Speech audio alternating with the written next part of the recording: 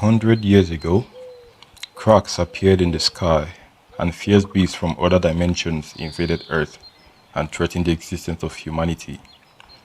But then the energy that came from the cracks also awakened the hidden abilities in humans, and a few people started experiencing a phenomenon where they could use different abilities, and this was universally called talent awakening. This marked the start of the talent era.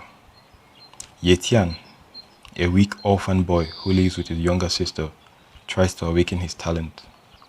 He uses the talent awakening stone and is luckily among the few that can awaken talents. Unfortunately, his talent is weak, literally. Ye Tian despairs because this is the talent era. The strong crush the weak. If you don't have a powerful talent, you'll be trampled at the bottom of society all your life. How is he supposed to protect his sister? His sister comes into his room and asks how the awakening went, and he replied that he will definitely become a mighty warrior, while smiling. As he's talking, a screen appears before him, showing him his sister's status information, and he sees she has an unawakened ice talent at novice rank. His sister is excited after hearing of his successful awakening and drags him off to celebrate with a meal. And when she comes in contact with Ye Tian, he finds out through a prompt that he can copy her talent. He regains himself as he realizes there's still hope for him. Since he has found the path to become strong, Ye Tian goes on a search. Ye Tian goes on a search for a mid-level talent, but discovers that most of the people on the streets only have second-class talent and below. So he decides to go to an academy to find some. He goes in and gives the top student, Chen Dong, a handshake and copies his talent. A window pops up saying the copy was successful and asks if he wants to merge. He decides to merge and an excruciating pain fills up his entire body, and he's writhing in pain until the status window shows a change in his talent level, marking the start of his journey to be strong. Another window shows up and he discovers a cooldown time till when he can copy talent again. As he walks back home, a fierce beast attacks, and that's where he meets Captain Windwolf and his team. He ends up finishing the Silver Moon Ming and copying its speed talent on the way. He gets home and sees his sister, and once again strengthens his resolve to get stronger and protect her. With that in mind, he merges the speed talent. The pain is beyond anything he had ever experienced. It feels like his bones were being shattered piece by piece, and his vision goes dark. When he wakes up, he experiences an unprecedented lightness and speeds through the forest in exhilaration. He recognizes the speed of the silver mink, but calms down and doesn't let it get to his head. He is fast, but his overall power is still lacking compared to others. As he is training, he gets approached by his friend and hears about a way to improve his powers faster. By entering a trial by the 5th Academy, he can stand a chance to win Fierce Beast's blood. A month later, he signs up for the trial.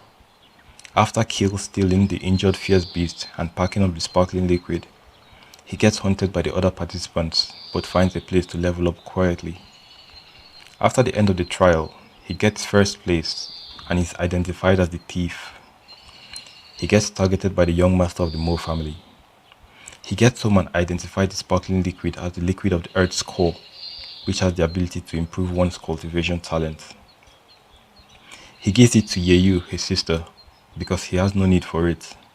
After she drinks it, she falls asleep, and an hour later, her talent increases by 2 stages, from the second class all the way to the medium class.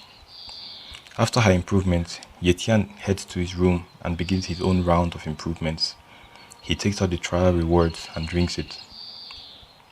10 days later, news comes to Ye Tian. Mo Xiaobei, the young master of the Mo family, had broken through the warrior stage, and he orders for Ye Tian to be killed immediately. An assassin with a shadow talent for concealment is sent to complete the mission, but in an unexpected turn of events, he is killed by Ye Tian. Quite lucky that Ye Tian could see the glaring status window, if not he would have been in a sticky situation. Ye Tian, now equipped with the shadow talent, returns home with all of Li Kun's belongings. He gets 3 golden cards and 5 white cards. The white cards contain 100,000 and the golden cards have 1,000,000. He also gets Shadow Knife, a bronze level knife technique. The knife techniques, well, all techniques, are separated into levels: iron, bronze, silver, and gold in ascending order. Ye Tian suddenly realizes that Ye Yu hasn't come back home yet and gets a bad feeling. He rushes out, heading to her school, and there he finds her in the worst situation I can ever imagine. She was on cleaning duty in school. After following the Ye siblings, I got you there, right? After following the Ye siblings for 3 days straight, Mo Xiaobei's men retreat to give him feedback, and Ye Tian follows. We see Mo Xiaobei beating up his man for not doing his job correctly, and while he's distracted, Ye Tian approaches silently with his shadow talent activated, and he gets within range. He swoops down and ends his life easily with a smooth cut, and leaves after ending the rest of his men and leaving a clue to throw the Mo family off. The next day, by about 4 a.m., Ye Tian leaves for the Wild Zone to train. He notices an armored ox with a low-tier defense talent. After a prolonged heated battle and losing his weapon, he barely manages to come out on top. 20 days later, with the resources gotten, he advances to the warrior stage. He goes back to the corpse, more like bones, of the armored ox and tries to copy its defense talent, but unexpectedly fails. Seems that the copy target has to be complete, because he took out all the resources from the armored ox and only left bones. He couldn't extract it. So that's a key point. Extraction can be carried out on an incomplete target. He's also spotted by 2 young ladies with Martial Pavilion written on their cloaks. Upon returning to the Lane High base, where he lives, Ye Tian heads to the Martial Pavilion to sell his goods, because he heard that's the best shop around. And on the way, he passes a girl that shares an uncanny resemblance with his sister, so he calls out to her. He turns and checks her status windows and finds out her name is Yue Ling, and she's a real genius with a low-tier speed talent, a mid-tier sword talent, and also a high-rank cultivation talent. They meet later and introduce themselves with a handshake. Ye Tian successfully copies the high-tier cultivation talent. Yue Ling invites Ye Tian to join their martial pavilion. After leaving the pavilion, he fuses the copy talent and returns home, because obviously he didn't accept. He said he'll think about it or so. So after leaving the pavilion, he fuses the copy talent and returns home. While he's reminiscing, he recalls the immortal jellyfish, a fierce beast that has the ability to heal itself after enduring damage, and he decides to find it and copy its healing talent, because he once read a book about it when he was younger. So now that he can copy talents, he obviously wants to get a healing talent to boost his combat ability. After buying a map from the Martial Pavilion, he arrives at the Lake of Death. On arrival, he witnesses the Martial Pavilion in action and saves Yue Ling after a few ups and downs.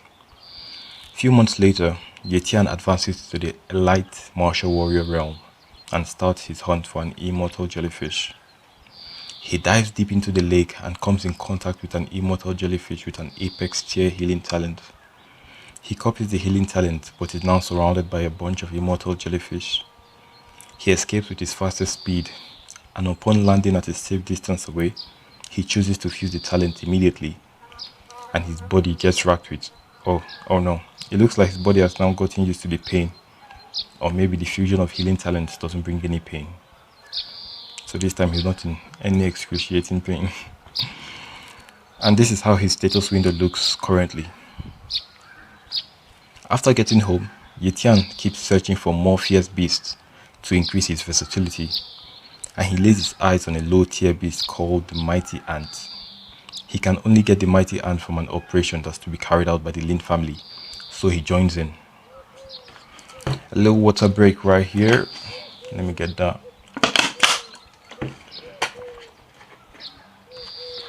Yep, let's go. He meets up with Captain Galewood and they team up. You know, Captain Galewood from the monster attack after he left the academy, and he saves that little girl.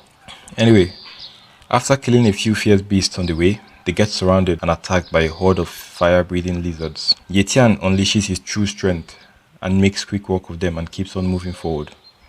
After leaving Captain Galewood and his team behind, he gets in a heated battle with the king of the lizards to test the limit of his healing ability. He defeats it almost effortlessly. He notices the only downside of his healing talent: it consumes way too much mana. A while later, Ye Tian and the other elite warriors and above get to the mighty ant nest and explode it with a formation. A fierce battle erupts against the mighty ant. In the chaos, Ye Tian copies the top level talent from a mighty ant, and as the battle rages on, suddenly a suppressive aura emanates from an ant hole, and it's immediately recognized as an advanced level fierce beast. Everyone retreats quickly, some even wishing they were born with an extra pair of legs at this moment. The ant releases its domain, Ryobiki Tenkai, and the air gets extremely heavy. Ye Tian maxes out his speed, leaving the domain and the groups behind. As he leaves, he decides to merge the copied talent on the spot. By the time the merging ends, it's already dark and Ye Tian decides to head back home. After a few days, he gets an invitation from the Mo family, but he outrightly rejects it and gets in an altercation with the butler. The Mo family schemes to erase his intelligence and make him work for them, so they send assassins to capture him. Ye Tian kills the assassins and arrives at the Mo family residence and kills the family head. The Mo family patriarch unleashes his secret technique at the cost of his life in a bid to take down the superior Ye Tian. As he finds that he can't defeat him, he tries to escape but is caught up to by Ye Tian. His secret technique's duration's up. He feigns defeat and acts obsequiously, but underneath all that lies an insidious scheme.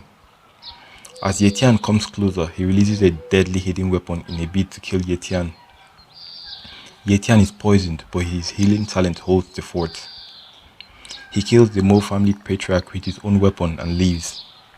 After returning home for a while, he goes to the Thousand Leaf Forest to train. There, he contracts a gold dragon panther as a pet and copies its apex tier speed talent. After saving its parents, he is gifted with a flower that increases mental ability. His talent detection range increases to 50 meters, and he can now copy talents through the air, no need for physical contact anymore. Ye Tian returns to the Lane High base and gets challenged by Sun Feng, because people from the Iron Fang base got destroyed and they had to migrate to this Lane High base, and they're now taking over because they are stronger than the families and the powers in the Lane High base. So now this Sun Feng wants to establish dominance, so he challenges Ye Tian. Then Ye Tian returns to Lane High base and gets challenged by Sun Feng. He easily defeats Sun Feng and takes his sword manual. That's what Sun Feng bet. A few days later, he also copies his high tier sword talent. While visiting his parents' grave, he gets attacked by the Sun family's dog. Seems like the Sun family can't take a loss, right? You challenge someone, they beat you. You send assassins, bro. Come on. After defeating him, Ye Tian hands his sister to the Marshal Pavilion. Like, let them keep her safe so no assassin can get to her. And then he attacks the Sun family mansion. A fierce battle ensues as the Sun family's Grandmaster arrives.